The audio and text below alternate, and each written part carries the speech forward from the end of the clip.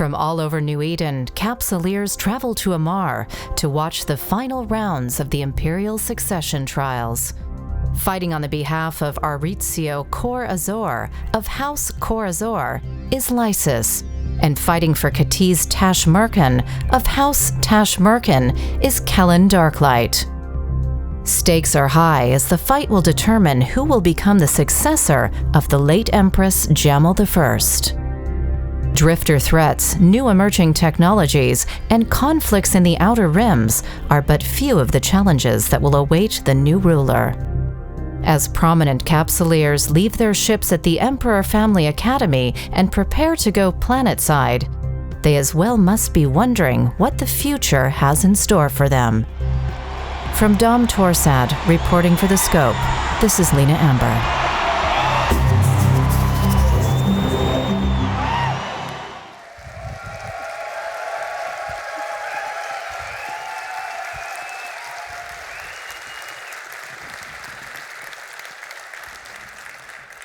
So here we are on the eve of the Amar succession trials in Dam Torsad, the capital of the Amar Empire.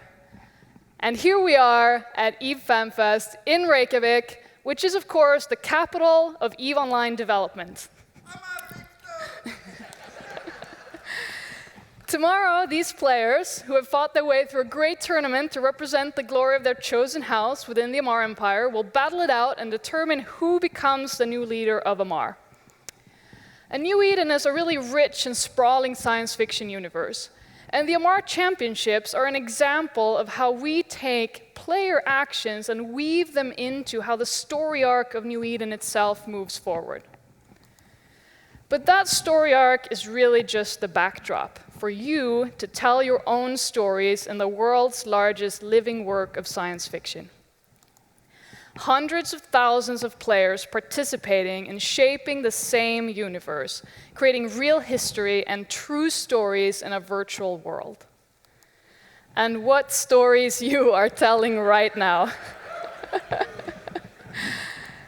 The war has created renewed interest in EVE Online from all over the world, exactly because these stories of fighting, strategy, betrayals, traps, and propaganda are true stories.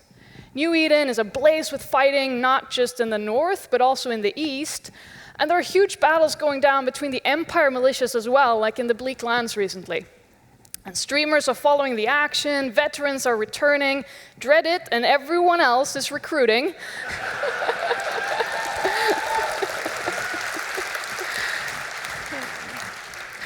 And there's some great coverage of all of these events, both from EVE Media and even mainstream media. And it's, of course, some amazing timing that Andrew Groen's history book about EVE Online is just launching to the public. And he'll be speaking here later today, so make sure to check that out. The stories in this book are really amazing. 1 year ago, we were here at Fanfest last time, and we have taken a look back at all the things that have changed in EVE since then. So let's see some highlights.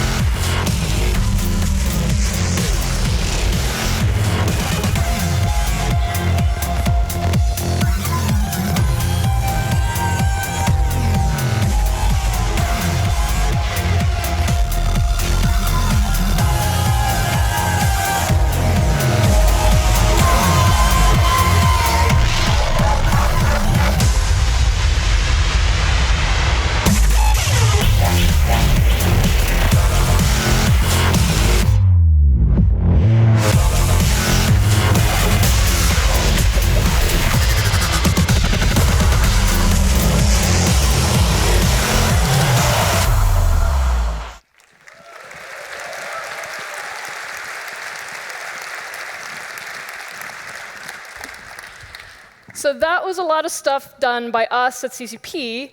And if you've returned to EVE recently after a break, you can scroll back through the EVE Updates website and see what all of these changes were and read more about them. But what did you guys do? To give us some insight into that, let's welcome to the stage our very own data wizard, CCP Quant.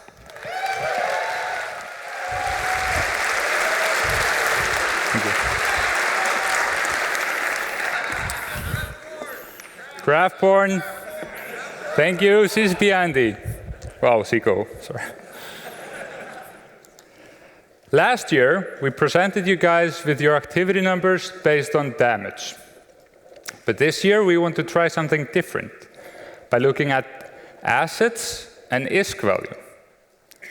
This right here is one plex worth about 1 billion ISK on the open market. And here, I've stacked 2,919 of them together to represent the total amount of materials, or the value of the materials you put into your assembly arrays every single day. You then go on and produce products worth just over 3,500 billions on the open market, yielding you about 15% value increase on average, or spread. If we then go and split this production down into categories, we can see that the total produced value is made in majority of it is in the form of ships, modules, drones and ammunitions, and structures. But a major ingredient into all this production is the minerals mined in the asteroid belt of New Eden. And the majority of it coming from high security space, but also player-controlled nullsec regions. Wormholes together yield about 15% of all mined ore. So what drives the demand for all these products? Every single day,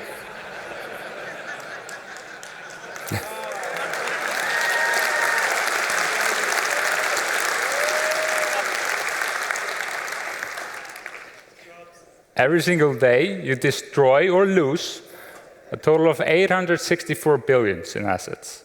15% of that is destroyed by NPC forces.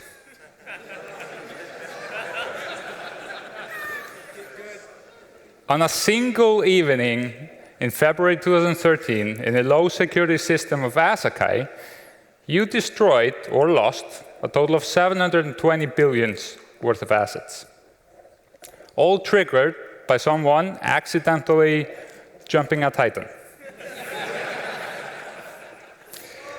And it's really cute to think about how much we thought this was back then, because at the exact same date, a year later,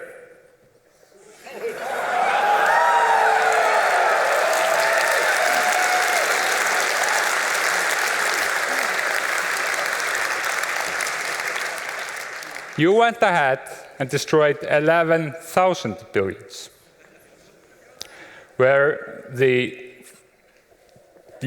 in the Battle of Bitakar, where Lazarus Telraven led the forces of the CFC to victory and concluding a long-standing war against the Entry Coalition and Pandemic Legion. All because someone forgot to pay a bill. And now we're going to talk about some bigger numbers. And before we do that, we need to redefine our scale. So we go from having one square representing a plex to having one square representing a Titan, or 100 plex. So we go from 1 billion per square to 100 billions per square. So the entirety of the assets destroyed in the Battle of Bitakar is now represented by these 110 little squares. And now with this in mind, let's move on.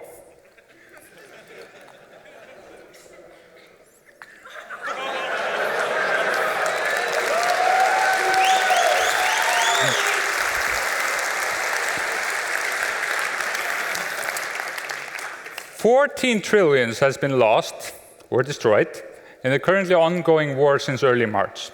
And yes, I went with the currently ongoing war, not putting any names on it. What's that?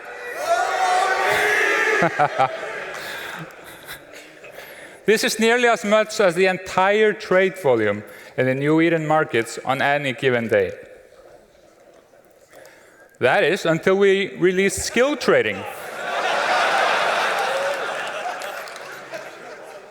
On February 9th, the launch date of skill trading, 81 trillion ISK exchanged hands, the majority of it involving Plex, skill extractors, and injectors.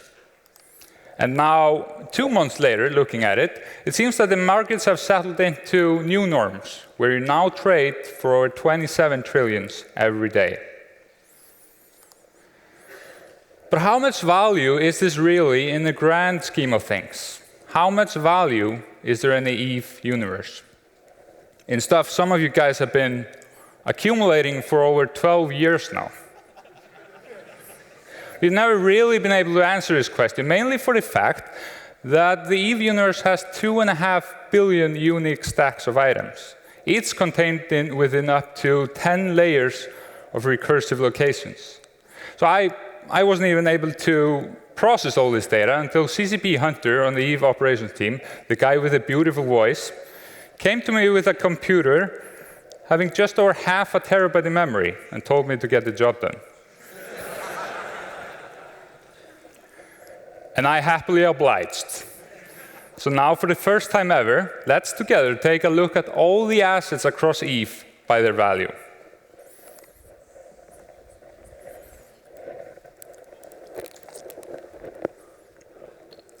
Starting our journey in wormhole space, where players have hoarded 67 trillions of assets through unstable wormholes.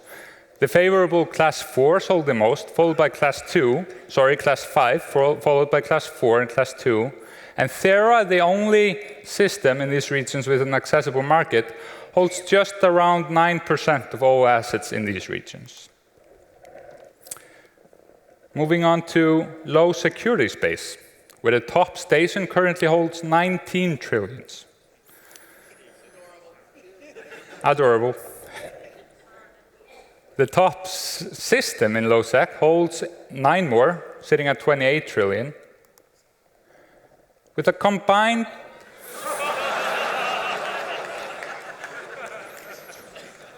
$518 trillions in player assets located in all across low security space. This is equivalent to 5,200 Titans.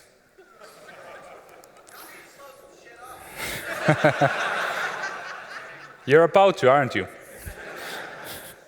Next up is NoSec. The top NPC-controlled station holds just about 6.3 trillion ISK. And for OPSEC reasons, we decided not to show you the top substation.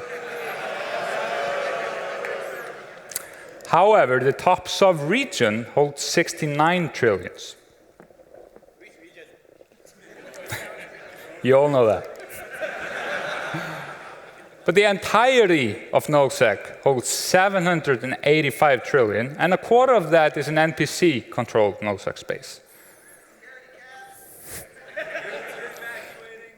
So let's continue our journey and move over to HiSec, looking at the top 5 trade hubs.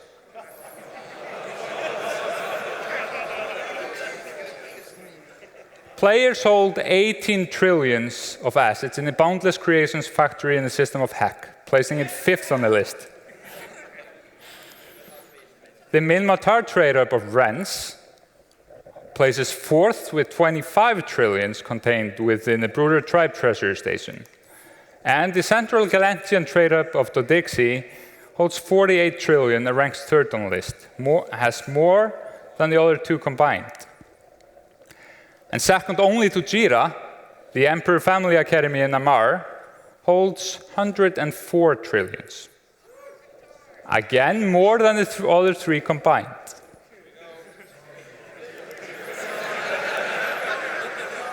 Finally,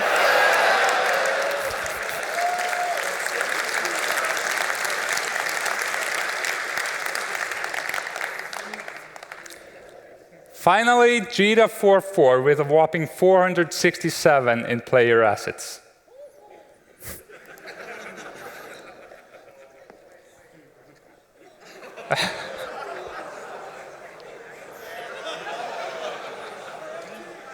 All in all, the value of every single item held by you, the active player base, is currently 3 quadrillion ISK, or 3,000 trillions, or 3 million billions, or 3 billion millions.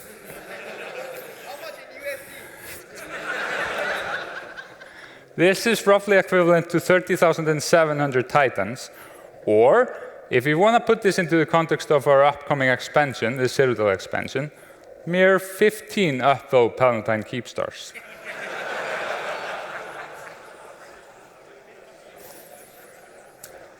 Of course, when we compare this to the total money supply in EVE, we can see that there isn't even enough ISK in the EVE economy to buy even a third of all these assets. So their value is therefore virtual or hypothetical, simply based on the current supply and demand on the open market. And here's the funny thing, and I'm betting some of you might have done this math already, but if you take the total assets you see here and divide by the total ISK, you get 3.1415.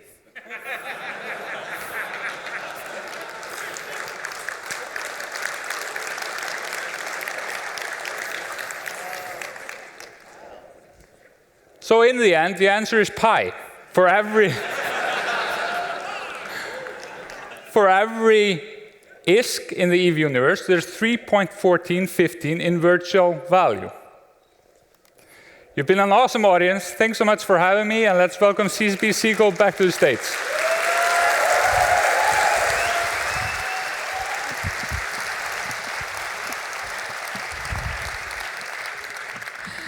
Thanks for that, CCP Quant. So aside from creating stories, chaos, and destruction inside EVE Online, EVE players have also made some amazing contributions to causes outside of EVE this year. We have broadcasts for reps, Care for Kids, Best of Us, streaming marathons to support these charities and others, and also direct support to community members who end up in dire need after real-life tragedies. And according to our records, it's safe to say that the EVE player community contributed at least $50,000 to charity this year.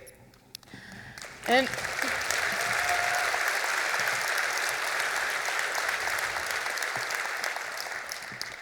that's in addition to the CCP-organized Plex for Good drive for earthquake disaster relief in Nepal last year, where EVE players raised over $100,000. You guys are amazing.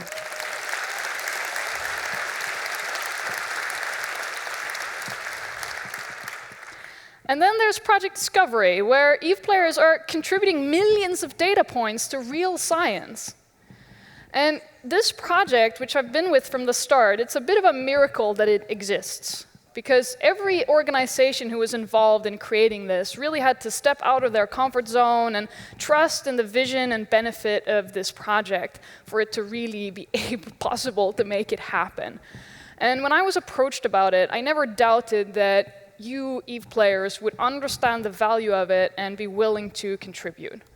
And there's a full presentation about Project Discovery here at Fanfest. Well, you get to know many, many more details. I just want to say thank you for embracing it and for your contribution to science.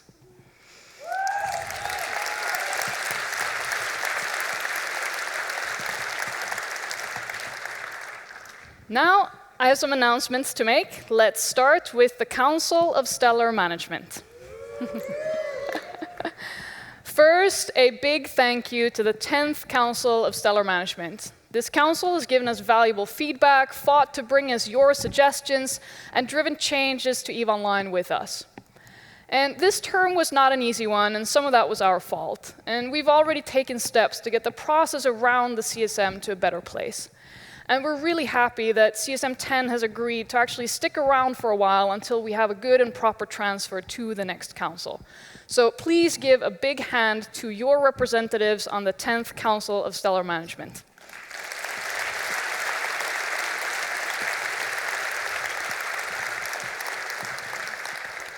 And now for the election of the 11th Council of Stellar Management. We had 53 valid candidacies this year. Voter turnout was rather low, something we don't find surprising given some of the turmoil this year, but it's still strong enough to give us a council.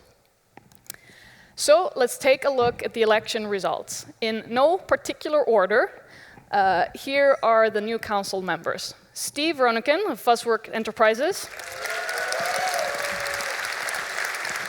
Solon Decimus of The Bastion. The Judge, Circle of Two,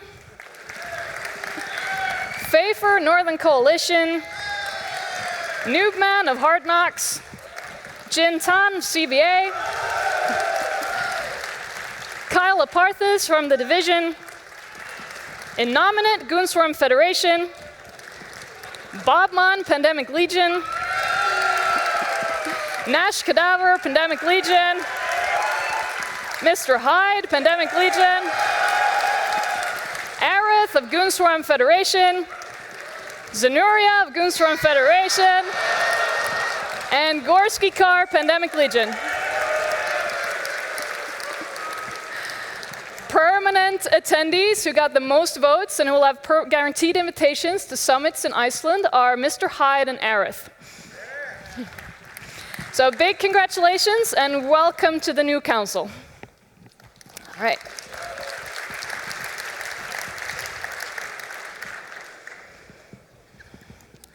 All right, now for a brand new holiday in New Eden. So on May 6th, EVE Online turns 13 years old. And to celebrate that, we're going to pronounce this date to be Capsuleer Day. And this year, the Upwell Corporation is leading the celebrations that will take place the whole weekend.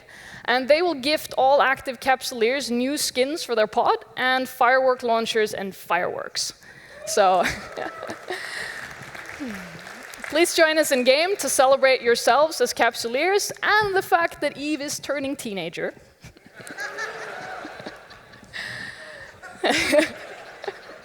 It'll only get more exciting from here. We also have a new book in the making.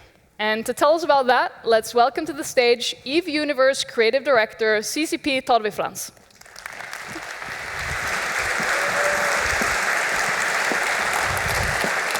Thank you, Andy. Hi, everyone. So, books. We're really happy with how our two books that we published with Dark Horse came out. EVE Source, if you don't have it, which you should, and it's available downstairs and on Amazon, really explains the foundations of our universe. It explains the backstory of the races, the different factions, the conflicts, the NPC version of our universe. And Art of New Eden explains the art history of EVE, going back to the origins, the original design of EVE, and to where it's at right now, somewhat. Is it like 18 years later or something like that? It's insane. And there was one picture in EVE Source which drove up a lot of people very angry because there weren't more pictures like that. And it's kind of strange that it's a game about spaceships, and we didn't tell you enough about spaceships.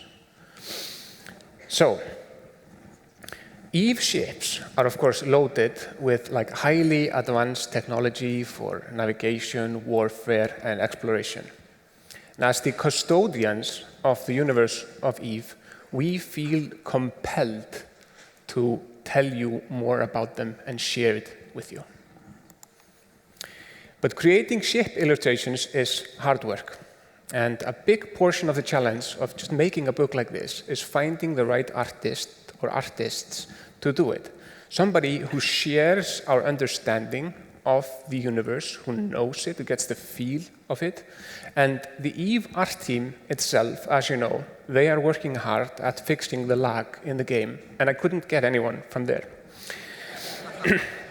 So who could we get? And luckily, we found someone who used to work for CCP and is a brilliant artist and totally gets our style and is a very detail-oriented and methodical artist that really can help us explain what's behind the armor plating and the shields. And his name is Will Burns, and this is one of his pictures.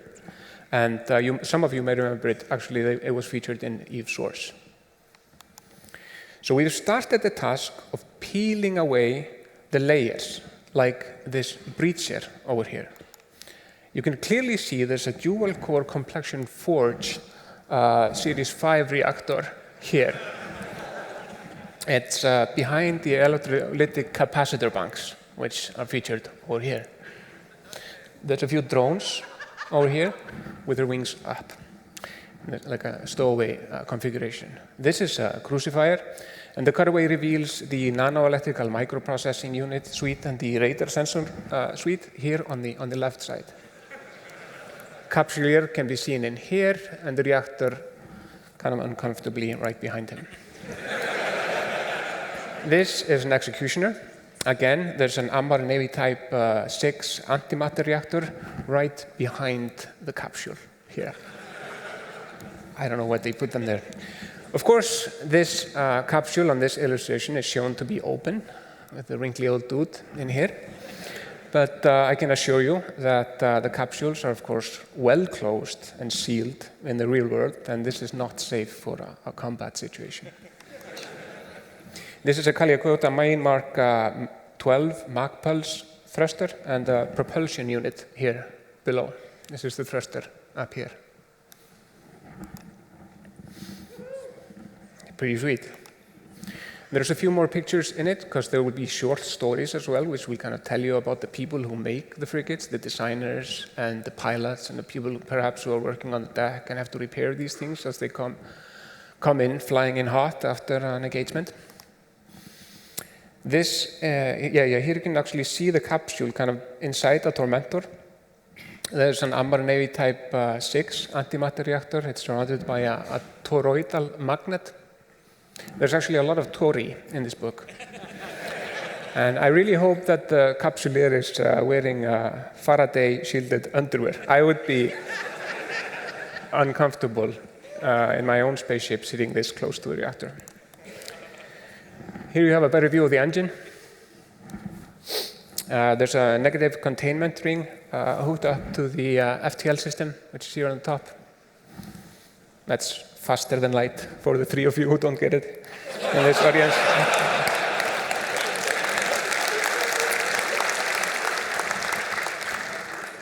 So in the book, you will be able to feast over these descriptions and read about them in like mind-numbing detail. Between the races, there are different engineering approaches. They're providing kind of different solutions to the same problems, each with their own pros and cons. Not on this one. This in curses, it reveals a little bit of the autoloader over here. You can see how the ammo is kind of sliding into the keel turrets at the 125mm railgun. You should notice there's a BZ-10 magnometric sensor cluster here protruding from the ship. There's like a little dudette here in the capsule. Here we can see Ammar management at its finest. These priests are not only experts in theology, they can also help and guide engineering crews replace and repair a single coil auxiliary thruster over here. Yeah, I think that's pretty much what this guy is saying. This Kestrel illustration, it's a personal favorite of mine. Not only does it reveal the Kaliakota Kaiska Mach Pulse thruster here on the left, but it also shows the cargo hold. Here you can see fresh, soulless, uninitialized clones on their way to a faraway cloning bay. And 1 unit of livestock.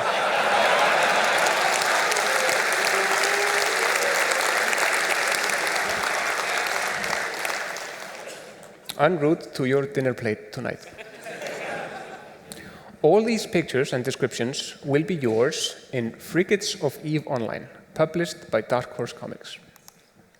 But there's more.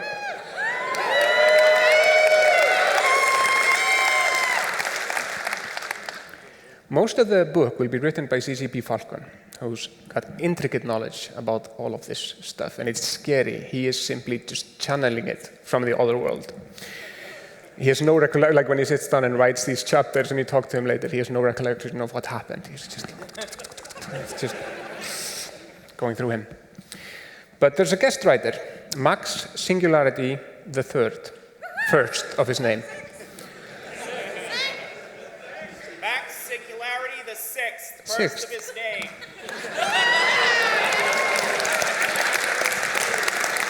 I don't write this stuff. I just come up here and I click through the slides. So his real name is Charles White. And when he's not blessing spaceships in cyberspace, he is actually works as knowledge management at NASA's Jet Propulsion Laboratory in Pasadena. A real rocket scientist, which is pretty cool. So we asked him, Max, that is, not this old person, to come and be a guest writer for a book and tell us about propulsion. And he actually got some advice from some of his friends who have built a rocket, or a few too, and he will write a very scientific, very detail-oriented, with some fancy math and like epsilon science and stuff, a chapter on propulsion. And that chapter is in no way affiliated or endorsed by NASA or the Jet Propulsion Laboratory. Yet.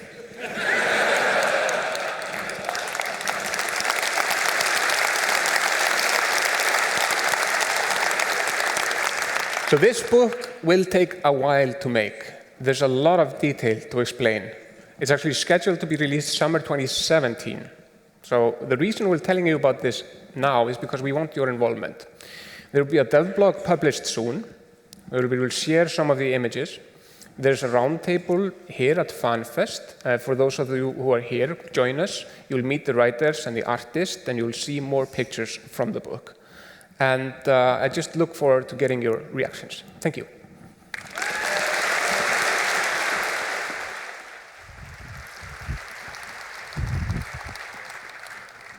These drawings are just amazing.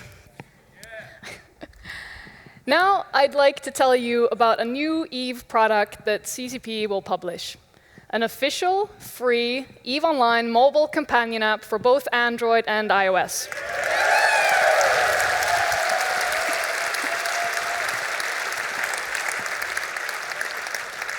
And I have a beta version of it running right here on my phone. It's a bit complicated to show you here, so let's show you up here what's in this app. So we've partnered with Icelandic app developer Stokke to create an app that's focused on keeping you in touch with EVE Online. The app lets you get all the in-game notifications to your phone, and you can control which ones go in the feed and which ones you want push notifications for. The app also has EVE Mail and the EVE Calendar, so that it's easy to stay in touch and keep on top of events. And we hope that a lot of people having the calendar on the phone will make it much more useful for corporations and alliances. And the app also lets you get Plex, Aurum, and subscription time right from your phone. And you can add as many characters into the app as you like across multiple accounts. So however many you have, they will fit in the app. And you can even spin your ship here.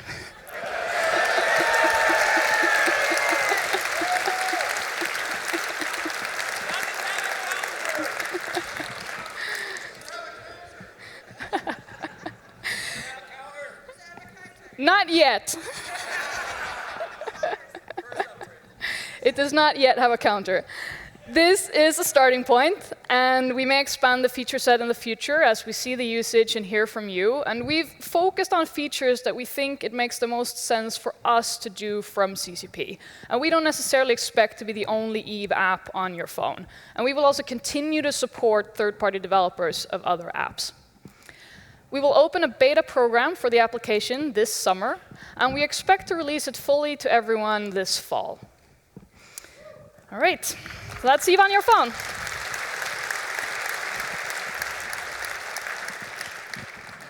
We really hope this app will be very useful to you, but now let's get into an update on the vision and roadmap for EVE Online. We've set out on a journey to strengthen the unique aspects of EVE, and this journey is represented by a vision that space colonization should be in the hands of players. And that ultimately, players should be able to build and fight over all the critical infrastructure in space. and eventually maybe even break out of the known universe using all of this technology that they command. Our mission is to evolve and enable the world's largest living work of science fiction. And this here is the big picture roadmap representation that I've shown before of the steps we're taking on that journey. And while we're not finished, I promise, working on either sovereignty, warfare, structures, corporations, alliances, or new world properties and mechanics, with the Citadel expansion, I would place us about here on this big picture roadmap. And Citadels, they bring with them this all-new structure system. And we will continue to expand on that this year. And to tell you more about that and many other things on the roadmap for EVE, please welcome to the stage CCP Larrikin and CCP Fossey.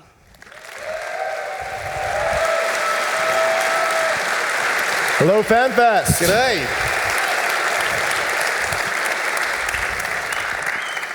In 6 days' time, we are going to be releasing the Citadel's expansion. And with it, we're going to see you guys, the Capsuleers, shape New Eden to your will. But to see what's coming, let's do a feature tour.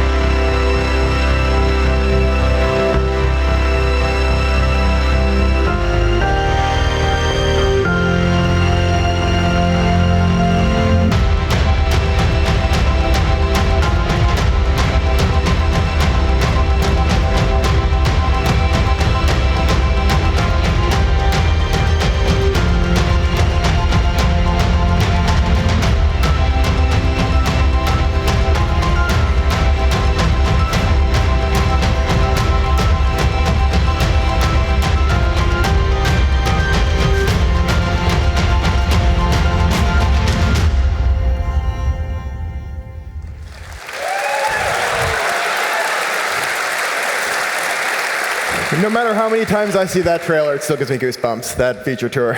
Yeah. Every Citadel is impressive in its own right, but this is the Palatine Keepstar, and it is the absolute best that the Upwell Consortium can offer. It has a stronger hull and requires an enormous amount of materials to complete, as we just found out about it. They're like 1/15 of everything in New Eden. Yeah. Good luck. The fluid router uses so much processing power that the Upwell network can only ever support one of these being online at once. And if the Palatine Keepstar ever gets built, which you guys are never going to do,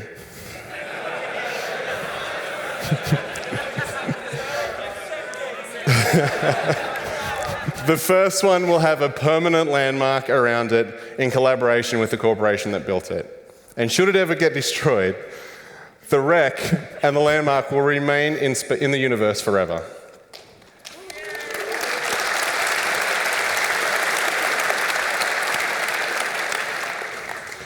This expansion is going to have an impact on all areas of space, and we can't possibly predict what you guys are going to do. We expect this expansion to have sweeping, unpredictable repercussions, but CCP is going to be ready. We're setting aside time so that we can respond to any balance issues we see and ensure that EVE has a healthy ecosystem. We also understand how important contracts are to your logistic networks. So this summer, we're going to bring contracts to Citadels. Additionally, we're going to expand on the available modules you can fit to your Citadels. We're going to add a massive tractor beam that lets you drag enemy ships towards you so you can pummel them with missiles. And another that ripples the very fabric of space-time and pushes ships away from its epicenter. CCP and the Upwell Consortium has not finished introducing game-changing products to EVE Online. To introduce the next one, here's a word from our sponsors. A promise is being fulfilled. A promise of a new home among the stars. Upwell is now offering to extend that promise to all the hard-working industrialists of New Eden, big and small. Industry is the cornerstone of all civilization, and Upwell is going to make sure its future and the future of all those who depend on it is bright. Introducing the next generation of industrial arrays, Upwell continues to deliver the structures of tomorrow, today. Delivering a deeper, more meaningful life. Upwell, building dreams.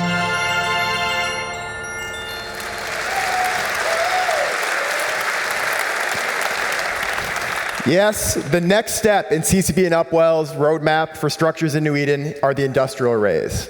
These are going to be the premier locations for manufacturing and research in EVE, and they'll be available in medium, large, and extra large sizes. This is the medium one you see here behind me.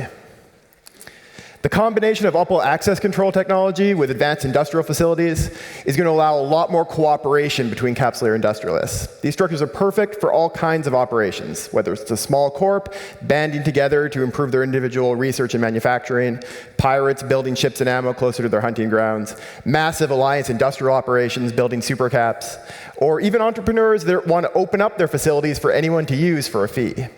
All of this will be possible with industrial arrays. Industry in New Eden is just as important as warfare, and industrial arrays will provide a fitting monument to the incredible achievements of Capsuleer builders. And I'm proud to be able to announce that the first industrial array blueprints will be available to Capsuleer starting this fall.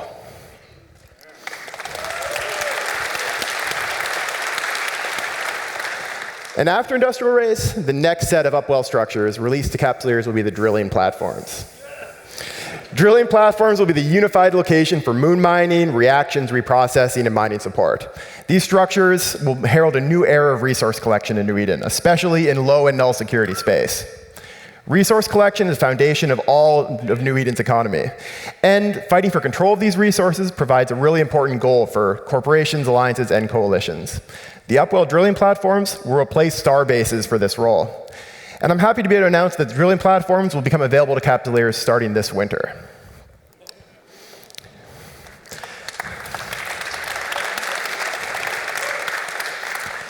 With the release of industrial arrays and drilling platforms, this is two major milestones towards bringing Upwell structure technology up to feature parity with the old Starbase towers, the old workhorses of New Eden.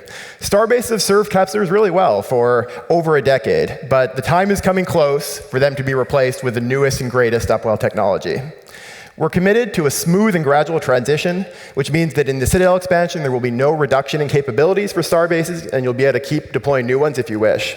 However, the time for replacement is growing near every day. By the time you're all back here for Fanfest next year, the Upwell structures will have reached very close to feature parity with Starbases, and we will have already begun the buyback programs of old obsolete Starbase structures. We'll be going into more details about all these structure plans and what's coming next in the structures presentation and roundtables, so make sure to come and tune in for those. Of course, structures aren't the only thing that Upwell and CCP are working on. Ship technology is also advancing very rapidly, with major upcoming changes to the Rorqual.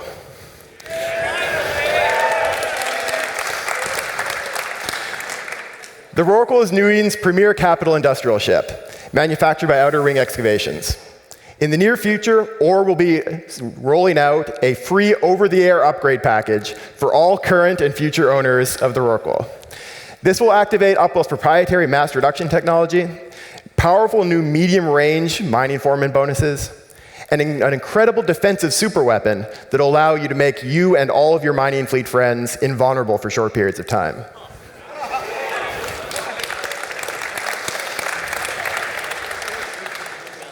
This update will also enable the use of the new excavator-class mining super drones, the latest and greatest in ore harvesting technology.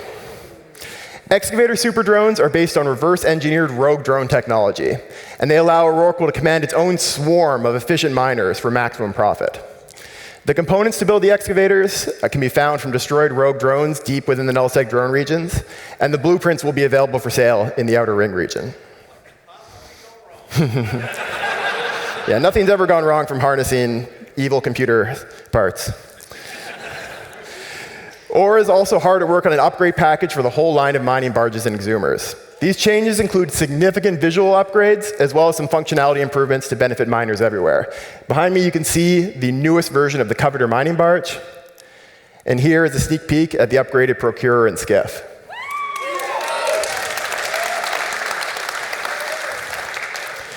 From the smallest venture mining frigate to massive mobile platforms like the Cabera, Ore and Upwell are committed to pushing the boundaries of resource collection in New Eden. Ore engineers constantly strive for the highest quality in everything they do, because they know that the hard-working miners of New Eden deserve nothing but the best. Ore and Upwell are especially thankful to all those valiant Capsuleers who fought against the...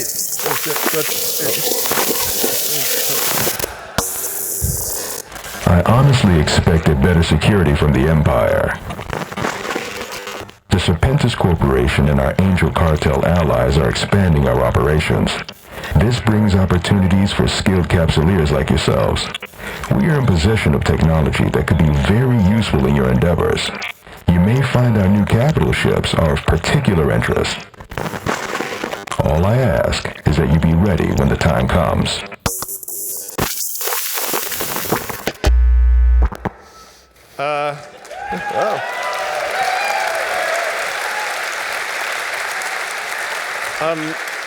I'm very sorry about that, rude interruption. The pirate factions of EVE have been studying the Capsuleers with fear. At first, they weren't really concerned by your so-called alliances and coalitions, considering you're just upstarts. But the bloodbath of BTACR changed everything. The force and organization of your fleets have scared the pirate factions into action, and in response, they started a crash program to develop their own capital fleets.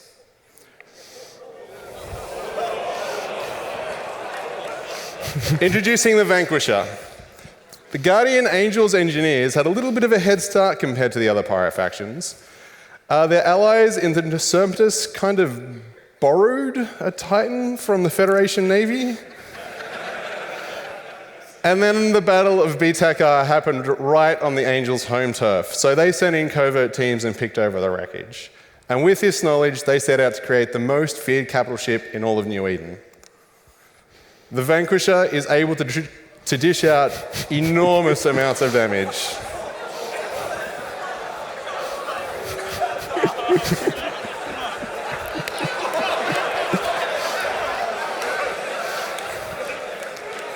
And it can make sure this damage will connect with advanced stasis webifier technology. I know!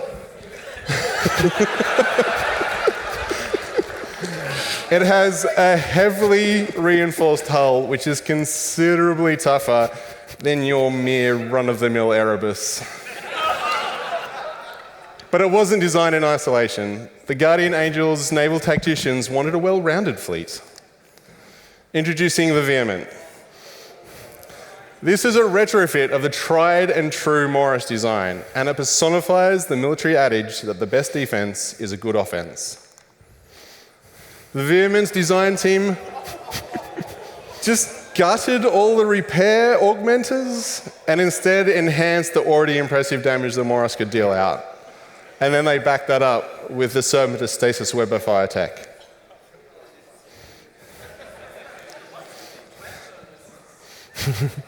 These two vessels are just a taste of the things to come. Inspired by you, the pirates are racing to develop new weapons and ships.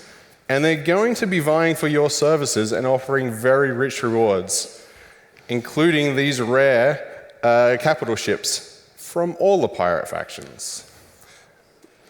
They're also developing a second set of implants, including implants that will affect shield buffer and armor repair amount.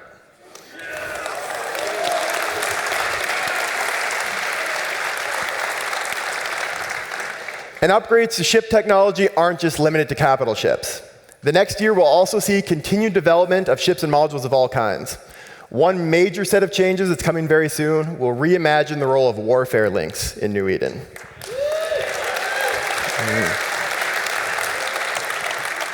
Warfare links are a really powerful way of supporting your allies, and a great way for experienced Capsuleers to use their skill point advantage to help out their younger corp mates. But we really think that we can do a better job of supporting the gameplay around Warfare links, adding more opportunities for player decision-making and player skill. Flying a boosting ship should be just as exciting and enjoyable as other dedicated fleet positions like logistics, interdictors, command destroyer boosting, and we really think that we can create much better gameplay here. We'll also be continuing our constant work on rebalancing existing ships, introducing new ships, and revamping hundreds of modules. We'll be going into much more detail about these plans and more at the Ships and Modules Balance presentation and roundtable, so make sure to tune in for those. And with that, we'll pass the mic back to CCP Seagull.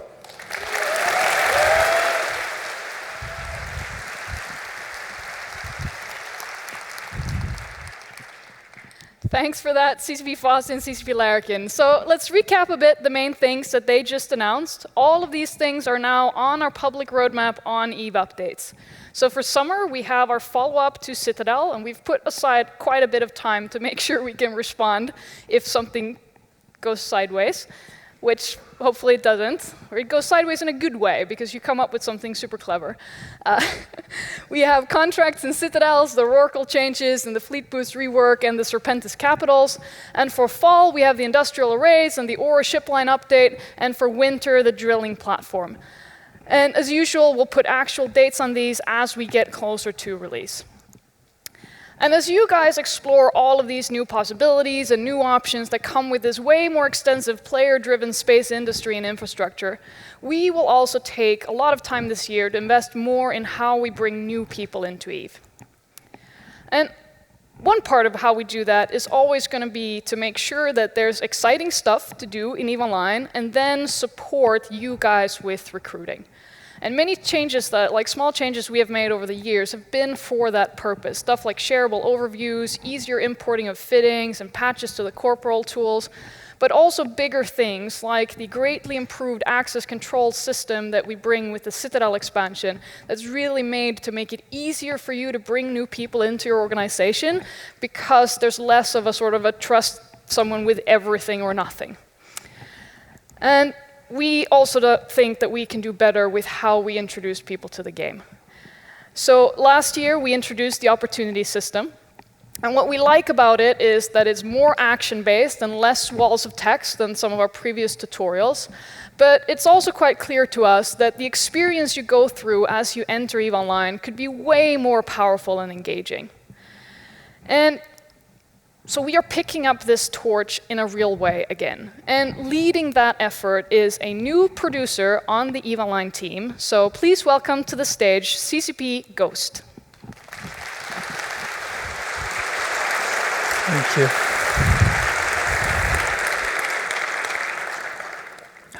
Thank you, Andy. It's truly an honor to meet you guys. I mean, I have heard some weird stories about you guys. This is my first Fanfest. Isn't it exciting? So, this is a picture of my brain. This is an actual picture of my brain. It is taken when I'm about 20 years old on an MRI machine. And this is taken at a phase in my life where I was obsessed with mapping out my biological functions. A phase that I wish I could say I had grown out of. So what I did after I took these pictures is I brought them to the mafia. The mafia in this case being the doctor's mafia. If anybody in this room is a doctor, you know what I'm talking about. My dad is a physician, and I asked him if he could assemble the finest brain specialist in the country. I wanted to understand how my brain worked and what it looked like. And he assembled all the top specialists, and we went down to the hospital, and they started reviewing these pictures of my brain. And what happened next is that they started calling in more and more people. They were like, hey, you need to call Johnson on this, bring him in here. And then they huddled together, and all I could hear were sentences like, this is really unusual. I haven't seen anything like this before. Do you think this is normal? Which is something you don't like to hear when people are talking about your brain.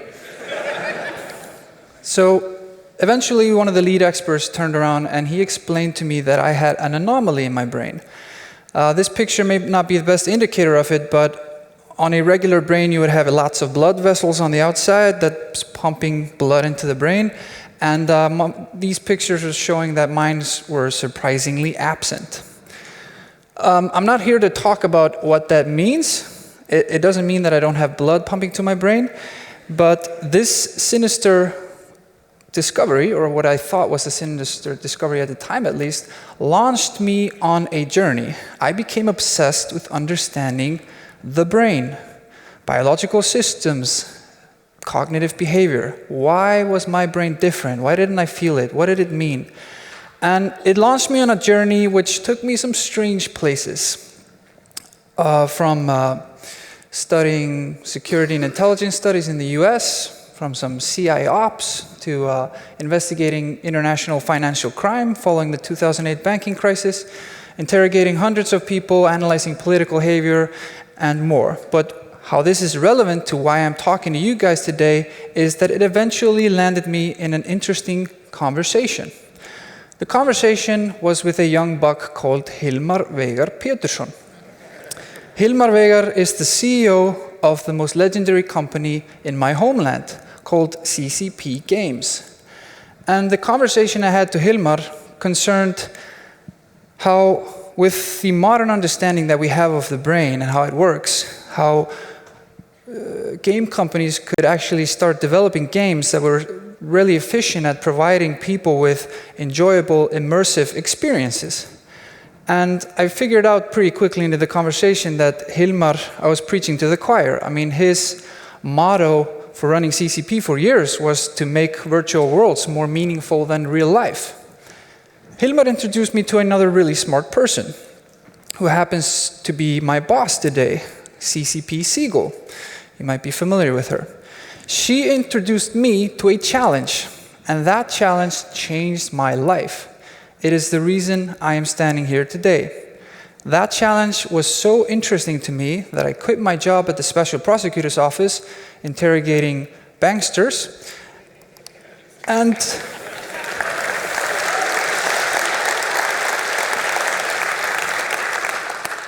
it brought me into the vicinity of something called EVE Online. I realized quickly that EVE Online is basically a complex biological system. And like every complex biological system, it needs energy grounding. And for a complex biological system like EVE Online, that energy grounding is new players. EVE Online doesn't have a problem with attracting new players. Just last year, almost 1.5 million people tried out EVE Online. The challenge for the game is retaining those 1.5 million people. Because new players simply struggle with mastering the game, and they struggle with comprehending the game. Over half of those people dropped out within the first couple of hours of trying the game. This challenge fascinated me. I delved into the game. I consumed everything that I could find about it. I spent months analyzing data. I went through the EVE sourcebook. I talked to veteran players. I talked to new players. I monitored people trying the game for the first time. I monitored new player data. I mapped out the emotional matrix of the game. I mapped out the mechanics, the play style it offers. My conclusion, holy shit.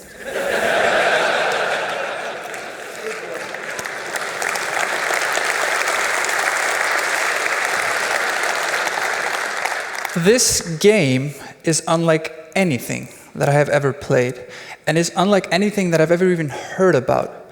Just mapping out the mechanics and the play style that the game offers was a tremendous undertaking.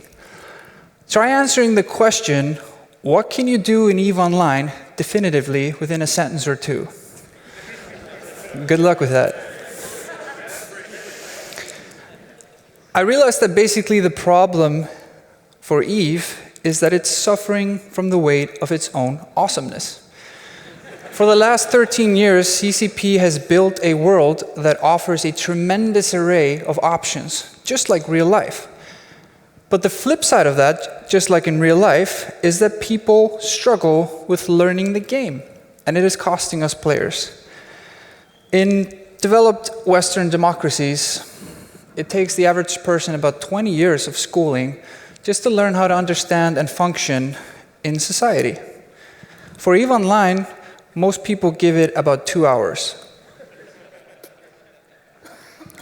So that is the window that we have. So the next thing I wanted to understand is, why do the current players love EVE Online? What is it that makes a bunch of maniacs fly to an active volcano in the North Atlantic? I mean, what is it? So we spent some resources on looking into this, and there were 2 recurring themes that kept coming up. Players love EVE Online because it is a journey of mastery and purpose. This resonated with me highly, because mastery and purpose are incredibly powerful behavioral drives. And a game system where people enjoy pursuing mastery and purpose has truly created something of valuable on a core human level. But new players, however, they are overwhelmed by the complexity, and they feel lost, and they lack a clear path to strive for at the beginning. Creating an enjoyable new player experience should be something that every person who enjoys EVE should worry about.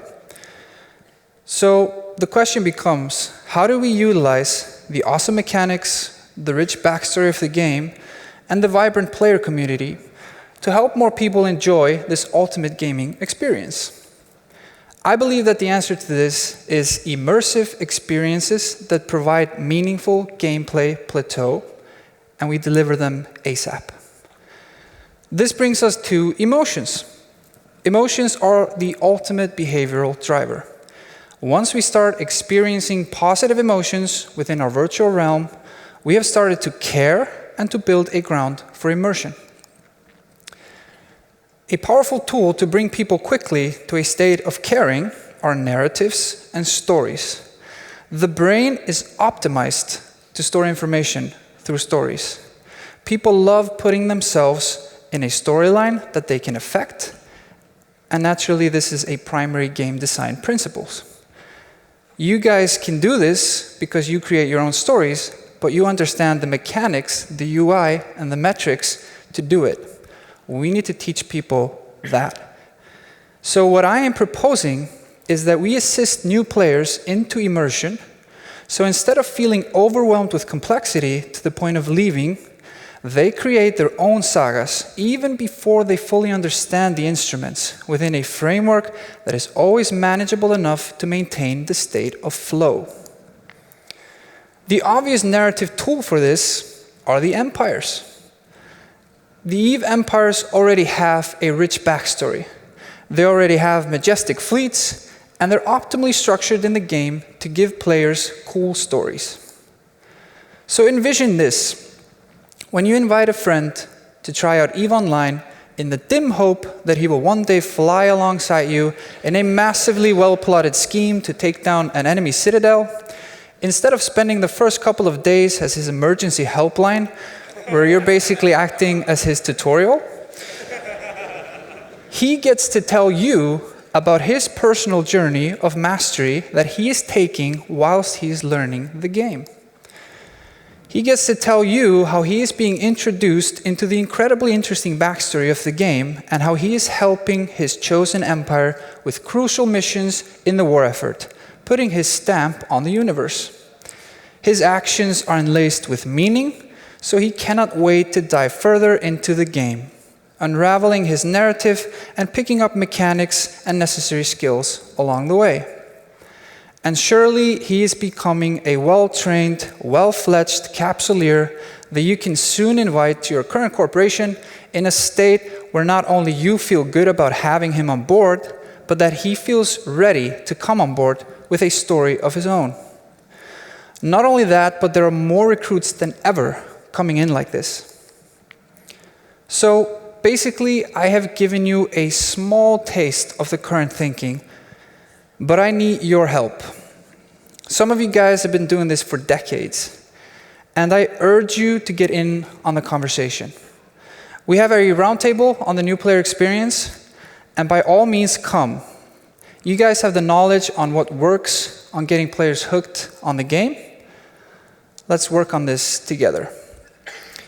It has been an honor addressing you and getting to meet you guys. I was told that I should not show a picture of my brain to a crowd like this.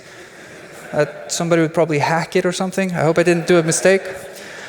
But thank you for giving me the time, and I would like to welcome back to the stage my fearless leader, CCP Seagull. Thank you.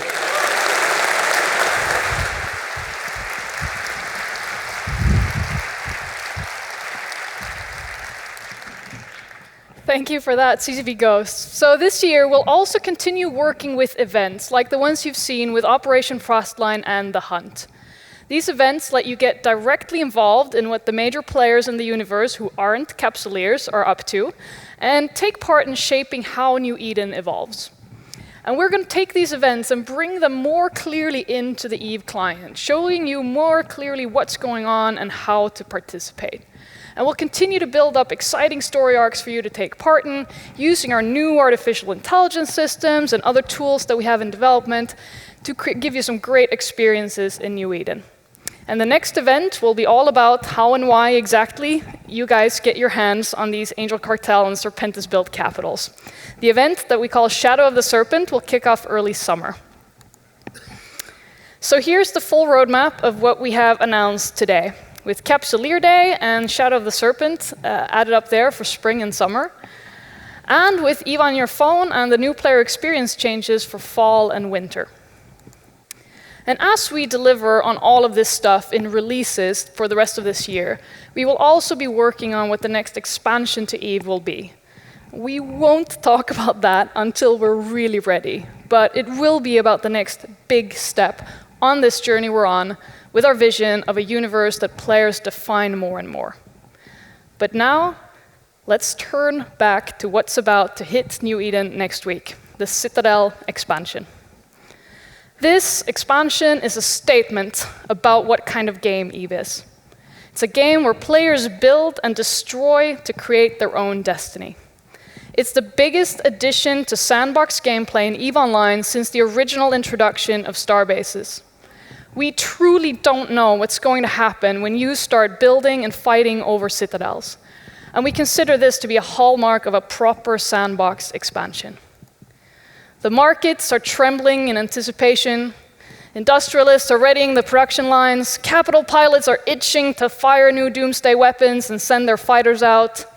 Citadels are almost here. And today we premiere the expansion trailer. We all have dreams of greatness. At Upwell Consortium, we have made this dream a reality. The Citadel, your city in the heavens. A testament to the ingenuity and spirit of humankind. Unlock your true potential and build the life we know you deserve. Together, we can and will make. Alright, we're coming in close range. Spread the grounds and away. We need to keep them from MGDing. Swing, hold position. Interdictor. Get some rebels in the middle. Bomb, story, Harper. Over down the thing. Alright, carriers are putting fighters out. Frigates, short range and take them out. Dreadnoughts, you are siege green. Citadel, primary is ELN in the console. Apostle is primary. Target destroyed. ROP.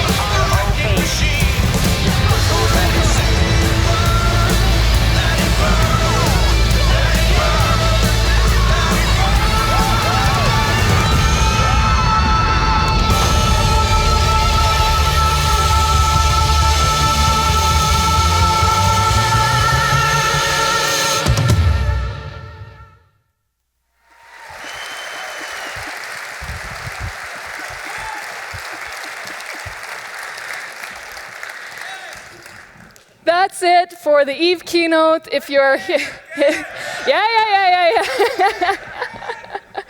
If you're here in Iceland, I will see you around Fanfest. If you're watching on the stream, thank you for tuning in. Because we ran a little long, we're shifting the schedule 30 minutes forward for everything that we're doing. Would you like to see that again? All right, thank you so much. We all have dreams of greatness. At Upwell Consortium, we have made this dream a reality. The Citadel, your city in the heavens. A testament to the ingenuity and spirit of humankind. Unlock your true potential and build the